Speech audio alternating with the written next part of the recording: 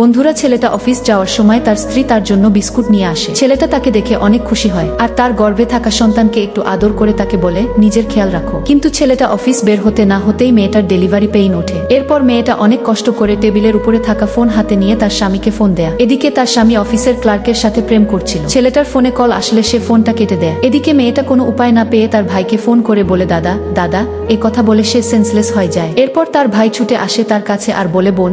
এরপর তাকে হসপিটালে নিয়ে যায়। বন্ধুরা, তারপর কি হলো সেটা দেখার আগে ভিডিওটিতে একটি লাইক দিয়ে চ্যানেলটি সাবস্ক্রাইব করে দাও। তারপর ডাক্তার ম্যাডাম ডেলিভারি করিয়ে একটি চাঁদের মতো সুন্দর মেয়ে বাচ্চা তার কোলে তুলে দেয়া। আর সে বাচ্চাটাকে দেখে অনেক খুশি হয়, কারণ একজন মায়ের কাছে তার সন্তান পৃথিবীর সব থেকে মূল্যবান সম্পদ। মেয়েটা বাসায় তার বাচ্চাকে নিয়ে খেলছিল। সেই মুহূর্তে তার স্বামী আসে আর স্ত্রী সন্তানকে আদর করে। কিন্তু মেয়েটা তার শার্টে স্পট দেখে তাকে বলে এটা কিসের দাগ। ছেলেটা বলে আরে যাওয়ার সময় একটা মেয়ে গাড়ির সামনে চলে আসছিল, তাই ওকে হসপিটালে নিয়ে গেছিলাম। পরদিন ছেলেটা অফিসে আবারও তার ক্লার্কের সাথে রোমান্স করছিল। সেই মুহূর্তে তার স্ত্রী তার অফিসে গিয়ে তার কুকর্ম দেখে ফেলে। বন্ধুরা, ভিডিওটিতে লাইক দিতে ভুলবেন না।